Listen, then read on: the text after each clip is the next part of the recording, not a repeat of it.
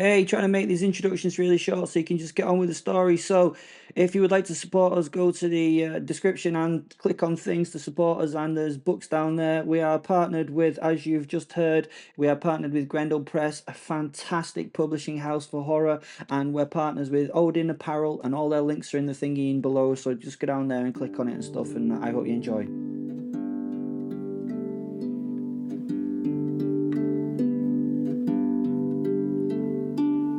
Gabriel, he was sent to save us soul. He came to the castle church. There he found the devil, and with some shame left her in the lurch.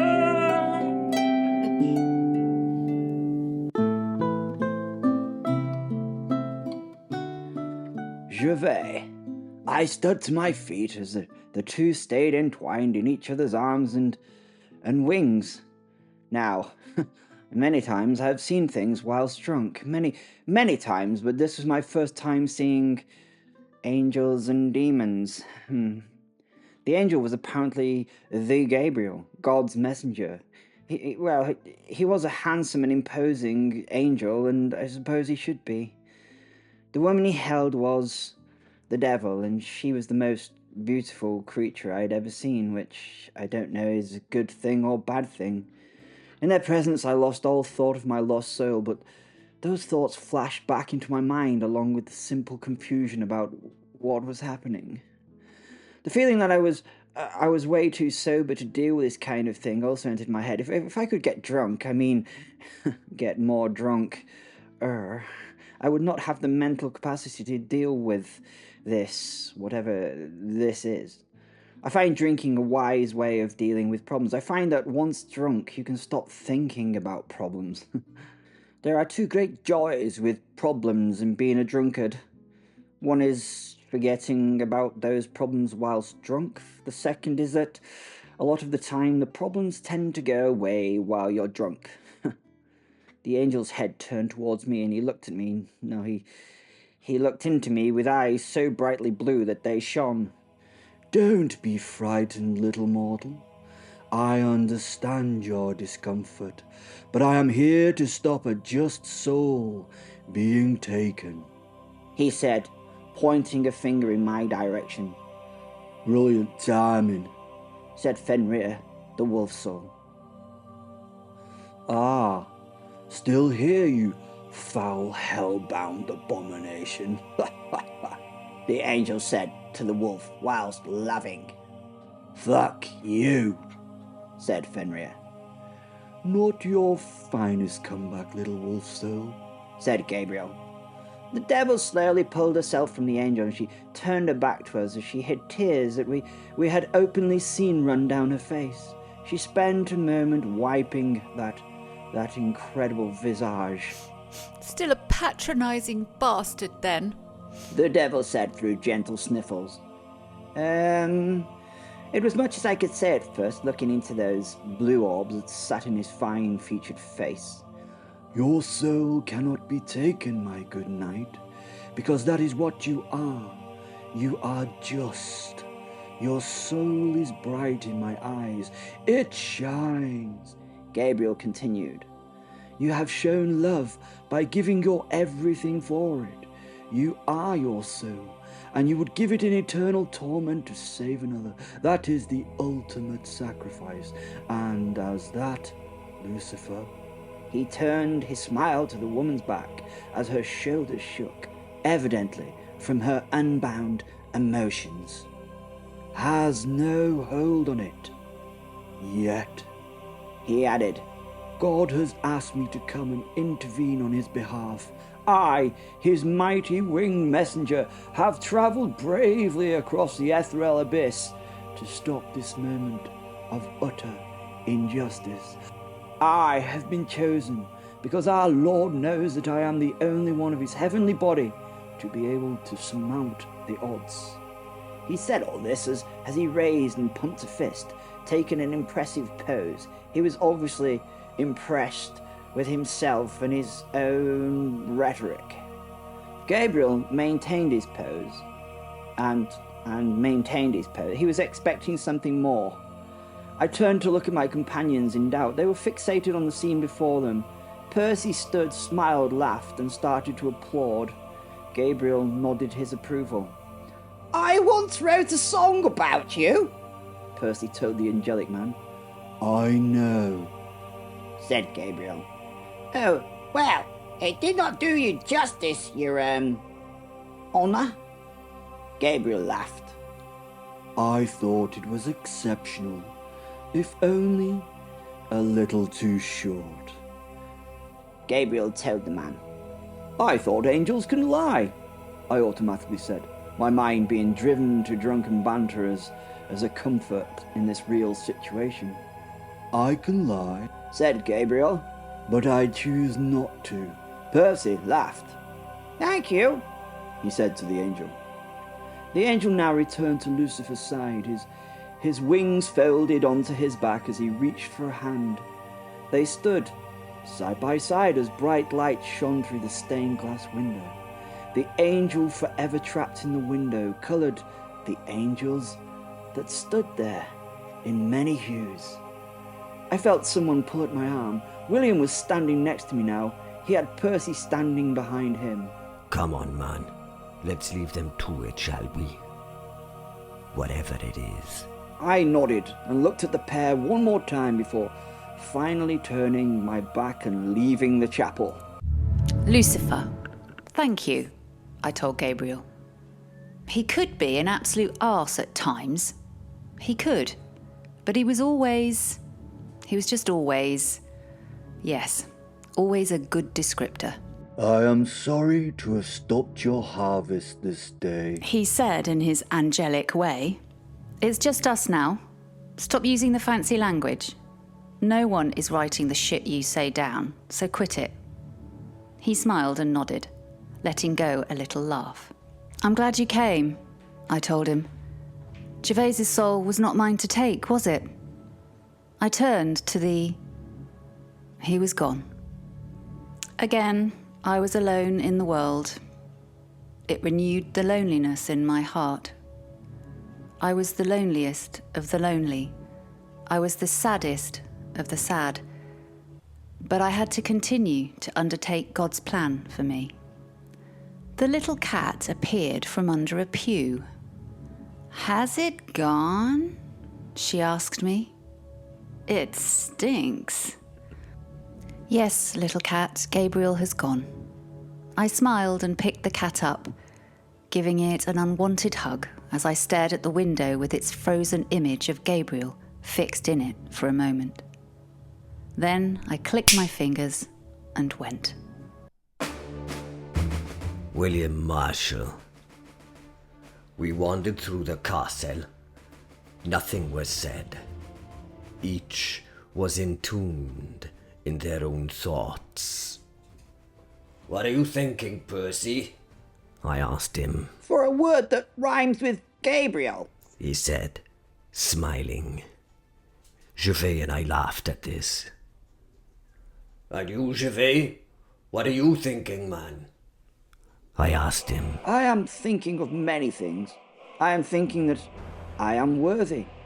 I am thinking that I now have to go on the crusade, which I promised myself I would not.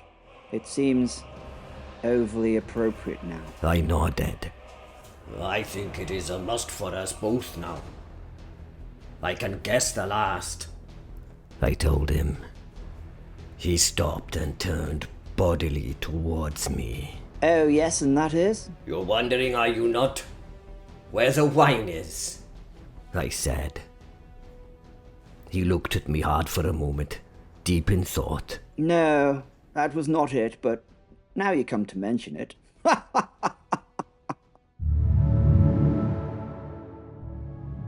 Lucifer. I was sitting in a 1950s diner. Yes, an American diner in the actual 1950s. There are perks with my role. Travelling through time and space is one of them. This diner is the home of the best ice cream sundae that has ever been made. Its creator is the owner, a dour, dowdy older woman who praises Christ, yet makes the most sinful dessert known to whatever kind of thing you are. Her name is Mary Baptiste, and she has Haitian roots. She is, unbeknownst to her, the fourth witch in her female line. A female line that is well known to me on a personal level. Her great-great-great-grandmother was a priestess for a colonially ill-favoured voodoo cult. Her grandmother was a nice lady and a great cook. These days, Mary is purely out to bother Jesus as much as she can. She's a Methodist to the core and sings her praises in the choir and prays like a professional. The choir is one of 2 places where she still employs the magic she does not know she has. Yes, she has a magical voice. The second place she places that magic is as the main ingredient in this sundae. Oh my good God on high. I should sing your praises at this chocolatey piece of heaven's own foodstuff, except that its roots lie with me. Who says the devil is incapable of good? I have stopped time for all but me and my cat as I enjoy. I don't want the humans around me to cause me any discomfort for the next few mouth-centric moments. The cat is lapping at cream and complaining that Mary does not make gumbo like her grandmother did. I don't want distractions, so I freeze the cat in mid-lap. She won't mind. Well, she won't know. So it's time to let my story be free as I eat. It won't take that long. Free is the word, and reason why I'm not free. You may be familiar with me from scripture. You may be familiar with me from the so-called great books of knowledge. You might get your sources of my creation, life and fall from others. But I want to make this a clear explanation of why I am what I am. This was where the Abrahamic religion's Godhead became so successful. He created millions to believe in him. No other deity had thought of this concept before. They had collected believers as they grew in power. I know what you're thinking. How could this God come after other gods, yet have his creation story? The answer is because he is God. Is that not what faith is? Belief against the facts. The power of belief is the reason why deities, spirits, so-called mythical creatures, divine beings, and the Fae exist. That faith energy just hasn't been able to be observed by the science that humans swear on to understand the world, so that it becomes fact. So, how is God, as he calls himself, so clever? Well, he created millions of observers to observe his work. Initially, these watchers were given no choice to believe in him or not. Not a choice, then, to worship him at first. He was all-powerful. The belief was there, but through experience alone. Being given the ability to believe, however, brought with it the ability to not believe. So our Abrahamic God thought, what can I do to make myself instantly powerful? I can create a realm full of believers, the angels. And he did. And initially, all was good. And all initially worshipped him. Yes, millions of believers were there to watch the creation. We didn't exist. Then we did. The angels. We were created to witness and celebrate the building of the cosmos. We were created to worship God at the outset. We were created to protect his holy spaces.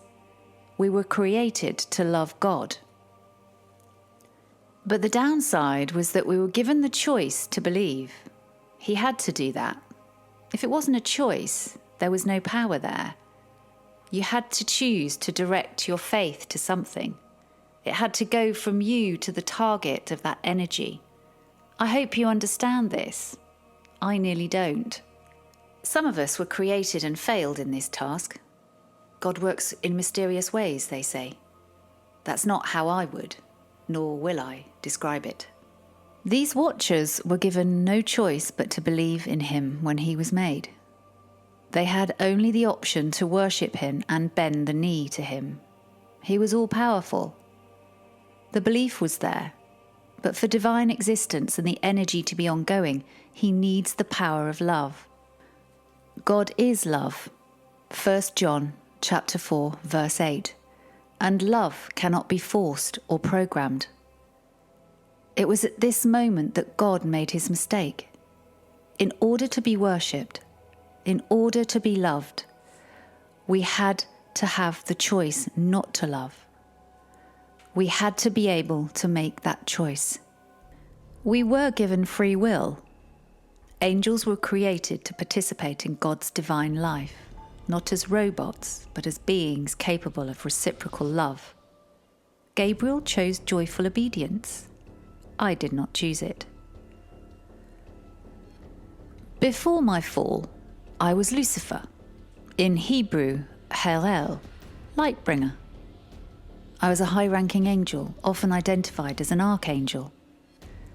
Ezekiel, chapter 28, verses 14 to 15, describes me as a guardian cherub on God's holy mountain, adorned in splendour and perfect in wisdom, until iniquity was found in me. Isaiah, chapter 14, verses 12 to 15, suggests that I sought to exalt myself above God, leading to the angelic rebellion and my expulsion. I will now leave the scriptures. I could quote them as I tell my story, but I would be discrediting more than I quote. And who knows how much influence I had over the writing of those dead narratives. You might as well hear it from the so-called great deceiver's mouth. Let's take this into modern terms. I won't spend time on deep philosophy or religious doctrine. I will tell you what happened. I will. That is where this all started. My will, that is. I was in the hands of the Father of all on his holy mountain. On his throne he sat, and I stood by him, bathing in his glory, and to stand guard over him. We would often converse, my Creator and I. He used me as a reflective surface for his thoughts, his perfect thoughts. To these I listened. I listened and understood little, until one day. I am sorry, said the Lord. He had no reason to be sorry. How and what for could he be sorry? He was all. You were blameless in your ways from the day you were created till unrighteousness was found in you, he continued. Unrighteous? I asked him. I did not know there could be unright. There is no unrighteousness as of now. I have to introduce a spark of it into the world to allow the world to become my kingdom. Without imperfection, the choice to aim for perfection cannot be made. You are my strongest, and I have chosen you to be the vessel for its introduction. This will require you to be the great deceiver, but your deceit will not be towards me. You will be showing me the deepest love of all others if you are willing to choose to take the path I have for you. I was naive at this point. All I knew was love for him, and I would do anything for him. I didn't know that would be to accept the thing that brought me my fall. He offered me a choice. The choice was to offer an alternative, in order to show him how much I loved him, that I should be the darkest, the most loathsome, to show him that I loved him. Of course, I did as I was asked. I willingly take any path you offer, my lord, I told him. I knew you would, Lucifer, he told me. I need you to fool all others. I need you to deceive all but me, so I can introduce choice. You may have read Milton or Dante or any other idea of hell and its creation. The reality, if you can say that this has any function in reality, is that I was tasked with deceiving all. I could not deceive God. That was not possible. I was going to do God's will. I was going to follow his word, and I was going to become Satan. I believed in him wholly. I had to lead the rebellion of the angels. I took those angels who had chosen disobedience to God. I found them in among the millions of us who had been given the choice to choose. I took those angels and I locked them in the earth in Tartarus and gave them the choice to become unthinking demons and serve me with no choice or free will, or stay restrained in that dark pit until the end of times. Many are still restrained. Many are the witless demons of my creation. A few are the lords of hell. They chose deceit and violence. They chose evil, and they are beyond me. I will not talk about them. They are the foulest of God's creations. I had to fall to clear heaven of the wayward angels. I had to tempt Eve, and through Adam and Eve's disobedience to God, I had to introduce them to sin. I showed humanity an alternative to God. You might call it wickedness, you might call it sin. To me, it's just my job. To them, it was a transition from innocence to gaining a sense of moral awareness, but with a corrupted perspective. They felt shame and vulnerability in their guilt. They were given a lifetime and the guarantee of death. Within the span of each lifetime, I created the conditions in which they would learn to resent life itself, suffer within it, experience guilt generated by their own thoughts, their own choices, their own actions. I gave them knowledge, but not wisdom.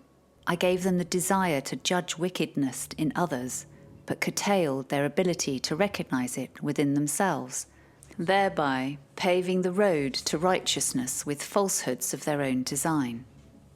They chose self-determination over obedience. They chose it. Me? I had chosen obedience to God. I had served his wants and his needs. I had become the sum of all evil, the beast whose role it is to tempt and taint, and ultimately the punisher of those that failed to meet God's exacting standards. I had done it because it was God's will, and I am his eternal servant, his angel. You might think that I should take joy in this serving of the righteous, that I should be happy that I do God's will. Well, sometimes I am. Sometimes I'm not. Can you honestly tell me that you enjoy your job 100% of the time? Come on now. Don't lie to me. You know I can tell when you're lying, right? So when these moments of doubt haunt my psyche, I find myself here, Mary's Diner in Belle Chasse, Louisiana, 1950.